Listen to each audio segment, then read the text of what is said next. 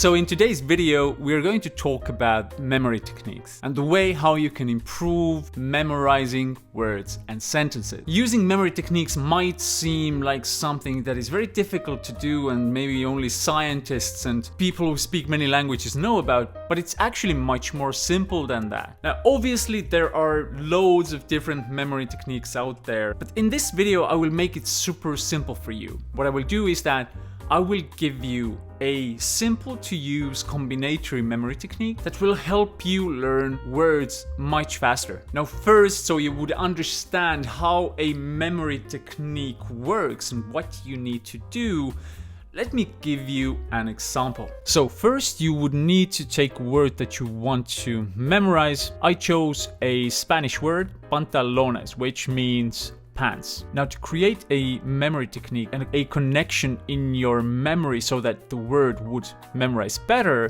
you need to create as many connections as possible. And it's the best, as I was mentioning, to make these connections between the new knowledge and something that you already know. Okay, so what we need to do to create a memory technique now with the word pantalones, the first thing we would like to see is, does it remind us something that we already know? Now the first question that you would ask yourself is there something in my memory, some word or some pronunciation that I know that reminds me of the word pantalones? If there is something like that, then just think about this for a second and voila, you have already created a first connection to help you remember this word better, okay? It's as simple as that. But we will do a little bit more complex of an example so that you would see how it works. I'm looking at the word pantalones, and what I will do is I will chop it into pieces. I will chop it into 3 pieces. Pan, which in Spanish means bread. Talón, which in Spanish means a heel, and S, which is a Spanish language abbreviation. Very often you see online, for example, is short for the Spanish language, right? So why do I do that? You will see this right away. Now in your mind's eye, and if you need, just close your eyes. Imagine a person who has a big bread in their hands, and they have pants that look like the Spanish flag, and for some weird reason this person is walking on their heels. I know it kind of sounds impossible, but just do it. Just imagine this person. The person is walking on their heels, they have these pants that look like the Spanish flag, and they have the abbreviation ES on them to symbolize the Spanish language, and the person is holding a big bread, maybe coming from the store or something like that. It's also important to note that this situation that we created now in our heads is a little bit extraordinary and funny. Keep this in mind, I will come back to this a little bit later. Now, what did we do just now? We created some weird images in our head, we created some word connections in our mind, and what I can tell you is that there is a high probability that in a few days, if I would ask you again how to say pants in Spanish, you would know this, and you would even know how to say bread and heel, for example.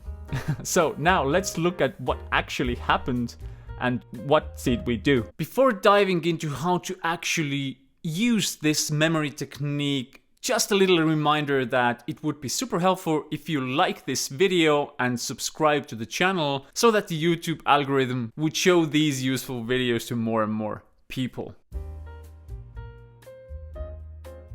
So what are mnemonic techniques? It's just a fancy word for a memory technique, but from now on in this video, we will refer to these techniques as mnemonic techniques. And the core idea of a mnemonic technique is actually super simple, and it goes like that. To remember something new, a new piece of knowledge, you need to connect it with an already existing piece of knowledge in your memory. It actually sounds super simple when you put it like that. So what we see from research is that if you are learning something and you don't connect this knowledge with something that you already have in your memory, then you will have a much harder time memorizing this new piece of information. And yeah, you may be thinking that, oh, why don't I have a brain that automatically remembers everything? And I can assure you that you don't want such a thing. An important thing to understand is that such systems in our memory are created for exactly that reason, that we would only memorize things that matter to us. As I was saying, our memory basically checks if this new piece of information that we are learning actually corresponds with something that we already have in our memory. Now, why does it do that? Great question.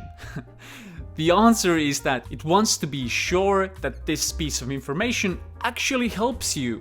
And the best chance of actually helping you is that if it corresponds or links with something that you already know and use to live your life. It totally makes sense when you think about it like that. So, by not remembering everything that you put into your memory, your brain and memory are just trying to help you. I think I just blew your mind, didn't I? So, we will arrive to the main question. How can I trick my memory to remember something that isn't connected to anything that I already have in my memory, like a new foreign language? And the answer to this question is actually super simple. As I was saying before, your memory will save information much easier if it understands that the new information is connected to something that you already know. So, basically, you can do this yourself manually by linking in your thoughts the new piece of information into the context of what you already know.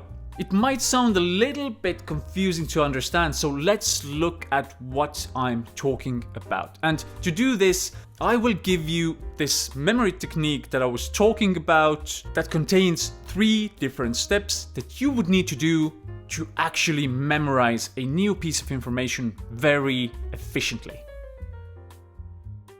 So, as I was mentioning in the beginning, the most typical way to do this, to create a connection with a similar word, is to actually ask yourself, do I know any words or phrases that look or sound similar to this word or phrase that I'm trying to learn? And if you already speak English, and it seems you do because you're watching this video, then actually many words are already similar to languages like Spanish, French, Italian, and so forth. And obviously, the more languages you know, the easier it is to create such connections. I speak loads of languages, and creating such word connections actually becomes a game, and it's super fun to do. So let me give you an example. Let's say that you will have a sudden urge to memorize the Icelandic word "ég," which means I. Then the first and most logical thing to do to create a mnemonic effect in your memory is to ask yourself, do I know any words that are similar to the Icelandic word "ég"? For me, it automatically sparks an idea that, yeah, for sure, I know the German word "ich," which means also I. I don't need to do anything more special than that. I just need to think about this for a second and think that, oh, the German word ich is super similar to the Icelandic word "ég." And it's a little bit funny even, so we will come to this a little later why it's important that the connection that you create would be extraordinary or funny. Now, just by creating this simple connection, you have made a big leap in memorizing this word because you actually created a link in your memory. But obviously, as you saw in the original example that I gave in the beginning of this video, it's possible to make more complex connections between words as well. What we did in the original example was we took a Spanish word, chopped it into 3 pieces, and create links in such a way. But the point remains the same, nothing is different. You just need to take a new knowledge and connect it to something that you already know and create as many links as possible.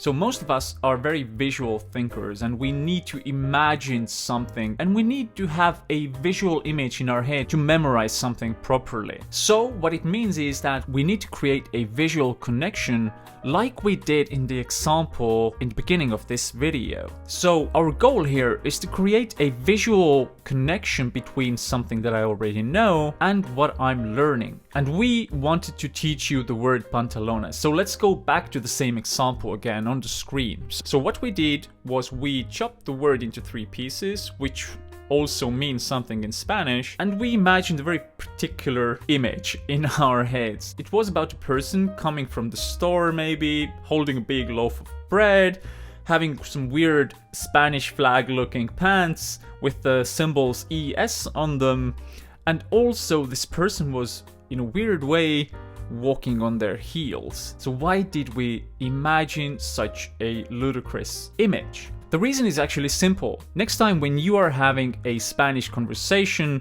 then when you need to remember the word bread or heel, for example, your brain will have a much easier time finding these words because there are connections created between the word pantalones and the word pan, talon, and the symbol ES, as you already saw in the beginning of this video. So you don't need to do anything special. Your brain will just have a much easier time finding these words while you are having a conversation. And the reason is simple, because you put these words into some sort of a context. And your brain and memory really love context. Also, when a language develops in your brain, it's always a connection of words. It's never individual words just hanging about in your neural networks. Everything needs to be connected. Now, this example was extra cool because we were actually not using a foreign language to create a connection between words, but we were using Spanish words to teach you a longer Spanish word. This is not the case very often, but I just wanted to show you how this all works and how you can actually use these memory techniques easily. Now, the third point is extremely important, and it's all about making the connection as funny, as extraordinary as possible. Now, why is that? Because your memory will remember such an extraordinary image or funny image much better than an ordinary one. As you know, we are all living our daily lives. We are usually doing the same things. And if you remember something that is really extraordinary, like this image we were creating in the previous point, then your mind has a much easier time remembering it. Wait a minute. So what I just told you was that if you want to memorize a single word like pantalones, you have to do all these things to actually remember it? This doesn't sound right, does it? And yes, I understand it may sound weird, but because of these reasons we were discussing previously, that your memory doesn't save information that it doesn't see fits into something that you already know, these kinds of tricks are absolutely necessary to actually remember new information. And of course, that said, it's not always possible to use these kinds of mnemonic techniques with all kinds of words and sentences. But with some of them, you can do this easily, and the more you use such techniques, the easier it gets. For example, I'm learning Italian at the moment with Speakly, and it's so cool for me because I approach the learning process as a game. When I can do a mnemonic technique, I will do it. I will imagine crazy images in my head and making connections between words, and it's really fun to do. But of course, you don't have to be perfect, and you don't have to do these mnemonic techniques with every word. Just start with some of them. Try to find connections, even simple connections like we did in the first point. Just finding similarities between a word and something that you know that sounds similar or looks similar. So next time you study with Speakly, don't forget to try out these kinds of mnemonic techniques. It's really fun and it makes the whole learning process much more enjoyable, and it actually helps you remember words and sentences. One proof: please tell me, how do you say pants in Spanish? Until the next time.